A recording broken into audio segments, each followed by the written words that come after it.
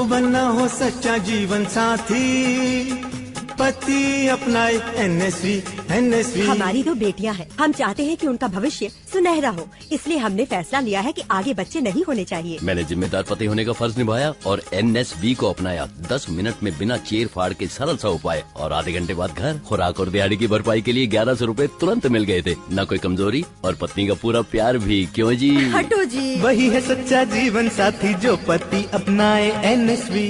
राष्ट्रीय स्वास्थ्य मिशन, स्वास्थ्य विभाग हरियाणा द्वारा जनहित में जारी। नमस्कार, ये आकाशवाणी चंडीगढ़ है। अब आप प्रतीका से प्रादेशिक समाचार सुनिए। पहले इस बुलेटिन के मुख्य समाचार। प्रधानमंत्री नरेंद्र मोदी ने कहा है कि वर्ष 2024 के बाद सरकार के तीसरे कार्यकाल में भारत को दुनिया की बड़ी शक्ति बनाया जाएगा। प्रधानमंत्री ने आज रेवाड़ी के गांव माजरा भालकी में देश के 22वें अखिल भारतीय आयुर्विज्ञान संस्थान की आधारशिला रखने सहित हरियाणा में 9,776 करोड़ रुपए की 9 विकास परियोजनाओं का उद्घाटन व शिलान्यास किया। विभिन्न संगठनों द्वारा भारत बंद के आह्वान का हरियाणा में कोई ज्यादा असर देखने को नहीं मिला। केंद्र सरकार और किसानों के बीच चौथे दौर की वार्ता परसों रविवार को होगी और हरियाणा सरकार ने महानदी बेसिन पावर लिमिटेड के साथ 800 मेगावाट बिजली की खरीद के लिए समझौता किया। अब समाचार विस्तार से। प्रधानमंत्री नरेंद्र मोदी ने कहा है कि वर्ष 2024 के बाद सरकार के तीसरे कार्यकाल में भारत को दुनिया की बड़ी शक्ति बनाया जाएगा। उन्होंने कहा कि आज अंतर्राष्ट्रीय स्तर पर देश का सम्मान बढ़ा है। कांग्रेस की आलोचना करते हुए श्री मोदी ने कहा कि जो लोग भगवान राम को काल्पनिक बताते थे और अयोध्या में राम मंदिर के निर्माण के विरोधी थे, वो अब राम का नाम ले रहे हैं।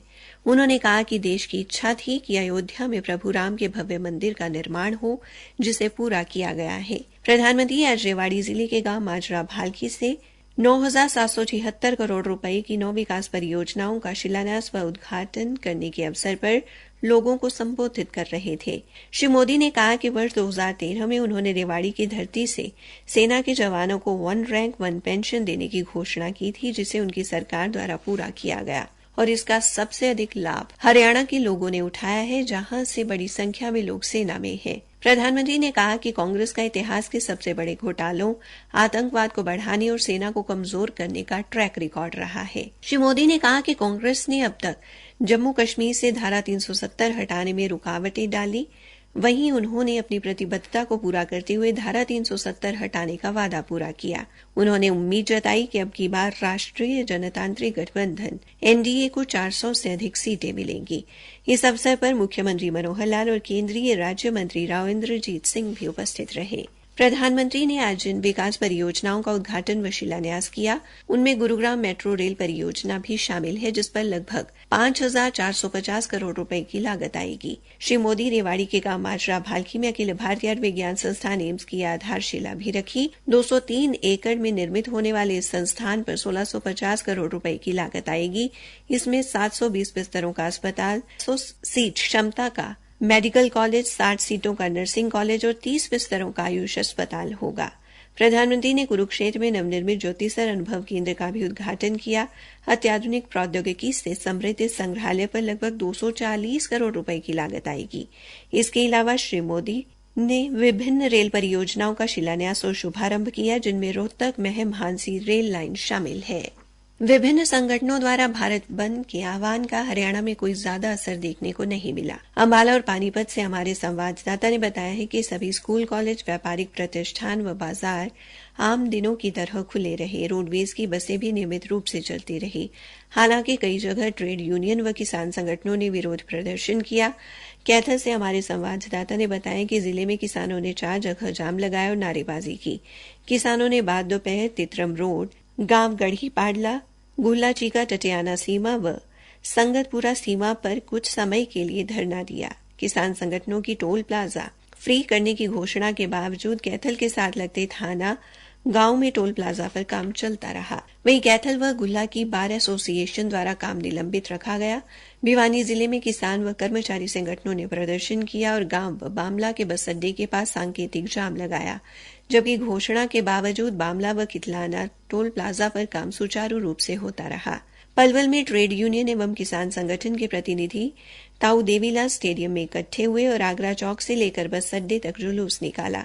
सिरसा में रोडवेज का चक्का जाम करने का प्रयत्न करने और हिसार बस अड्डे में प्रदर्शन किए जाने की खबर है। प्रादेशिक समाचार आकाशवाणी चंडीगढ़ से प्रसारित किए जा रहे हैं। केंद्र और किसानों के बीच चौथे दौर की वार्ता परसों रविवार को होगी। हमारे संवाददाता ने बताया कि केंद्र सरकार और किसान नेताओं के बीच वार्ता का तीसरा दौर आज तड़के संपन्न हुआ। बातचीत लगभग 5 घंटे चली। केंद्रीय कृषि मंत्री अर्जुन मुंडा ने कहा कि किसानों के साथ चर्चा सकारात्मक माहौल में हुई। उन्होंने संवाददाताओं को बताया कि अगली बैठक परसों शाम 6 बजे होगी। श्री मुंडा ने कहा कि सभी मिलकर कोई शांतिपूर्ण समाधान तलाशेंगे। तीसरे दौर की वार्ता में केंद्र सरकार का प्रतिनिधित्व केंद्रीय मंत्री अर्जुन मुंडा, पीयूष गोयल और नित्यानंद राय ने किया। बैठक में किसान नेता जगजीत सिंह डल्लेवाल, सरवण सिंह पंधेर और जरनैल सिंह सहित 14 से अधिक प्रतिनिधियों ने भाग लिया। बैठक में शामिल पंजाब के मुख्यमंत्री भगवंत सिंह मान ने बाद में बताया कि वार्ता सौहार्दपूर्ण रही। उन्होंने आशा व्यक्त की कि गतिरोध दूर करने के लिए समाधान तलाश लिया जाएगा। काबिल-ए-गौर है कि इससे पहले 8 फरवरी और 12 फरवरी को दोनों पक्षों की वार्ता में कोई निर्णय नहीं हो सका था। हरियाणा सरकार ने महानदी बेसिन पाल लिमिटेड के साथ 800 मेगावाट बिजली की खरीद के लिए समझौता किया है। मुख्यमंत्री मनोहर लाल की उपस्थिति में हरियाणा की ओर से उत्तर हरियाणा बिजली वितरण निगम के प्रबंध निदेशक डॉ साकेत कुमार तथा कोल इंडिया लिमिटेड की ओर से श्री देबाशीष नंदा ने समझौता ज्ञापन पर हस्ताक्षर किए। मुख्यमंत्री ने कहा कि समझौते का उद्देश्य हरियाणा वासियों को बिजली की निर्बाध आपूर्ति सुनिश्चित करना है। उन्होंने बताया कि इस प्रस्तावित बिजली खरीद के लिए एकल मूल्य ₹4.46 प्रति यूनिट निर्धारित किया गया है। मौसम विभाग ने हरियाणा और चंडीगढ़ में कहीं-कहीं 19 और 20 फरवरी को 40 से 50 किलोमीटर प्रति घंटे की रफ्तार से तेज हवाएं चलने, गरज व चमक के साथ छींटे व ओले पड़ने की संभावना जताई है। मौसम विभाग ने कहा है कि हरियाणा और चंडीगढ़ में आगामी 2 दिनों में न्यूनतम तापमान में कोई बड़ा बदलाव नहीं होगा और उसके बाद 2 से 3 डिग्री सेल्सियस की वृद्धि की संभावना है। हरियाणा के मुख्य निर्वाचन अधिकारी अनुराग अग्रवाल ने कहा है कि लोकसभा के आम चुनाव की घोषणा के साथ ही आदर्श आचार संहिता लागू हो जाएगी। उन्होंने आज चंडीगढ़ में आदर्श आचार संहिता के संबंध में अधिकारियों के साथ बैठक के बाद बताया कि सभी राजनीतिक दलों को अपने घोषणा पत्र जारी करने के 3 दिन के अंदर चुनाव घोषणा पत्र की 3 प्रतियां चंडीगढ़ में मुख्य निर्वाचन अधिकारी के कार्यालय में जमा करवानी होंगी। श्री अग्रवाल ने बताया कि किसी भी राजनीतिक दल को संबंधित जिला प्राधिकारी से रैली या रोड शो की अनुमति लेना जरूरी है। उन्होंने बताया कि राजनीतिक दल सुनिश्चित करेगा कि रोड शो के दौरान सड़क जाम न हो और जहां पर अस्पताल व ट्रॉमा सेंटर होगा वहां से कोई भी राजनीतिक पार्टी रोड शो नहीं निकाल सकेगी। इसके अतिरिक्त रात 10 बजे से सुबह 6 बजे तक लाउड स्पीकर के प्रयोग की आज्ञा नहीं होगी। मुख्य निर्वाचन अधिकारी ने बताया कि आदर्श आचार संहिता के दौरान राजनीतिक दलों द्वारा किसी भी विश्राम गृह, डाक बंगला और सरकारी मकान का प्रयोग नहीं किया जाएगा। इसके अलावा कोई भी राजनीतिक व्यक्ति अपने भाषण में जाति व धर्म से संबंधित शब्दों को प्रयोग नहीं कर सकेगा और राजनीतिक दल अपने बैनर पर मंदिर, मस्जिद, गुरुद्वारे व चर्च की फोटो का प्रयोग नहीं कर सकेगा। उन्होंने बताया कि जिला स्तर पर चुनाव खर्च निगरानी टीम बनाई गई है जो उम्मीदवार के कार्यक्रमों पर नजर रखेंगी ताकि आदर्श आचार संहिता का उल्लंघन न हो। हरियाणा सरकार ने खरीफ सीजन के दौरान फसल खराबे से प्रभावित किसानों के बैंक खातों में मुआवजे के तौर पर 18 करोड़ 67 लाख रुपए की अतिरिक्त राशि भेजने का निर्णय लिया है।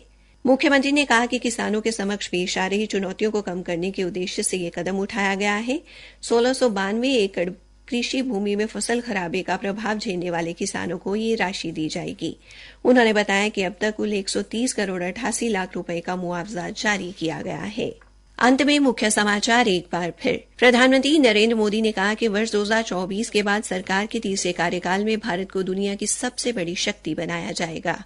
विभिन्न संगठनों द्वारा भारत बंद के आह्वान का हरियाणा में कोई ज्यादा असर देखने को नहीं मिला। इसी के साथ ये समाचार बुलेटिन समाप्त हुआ।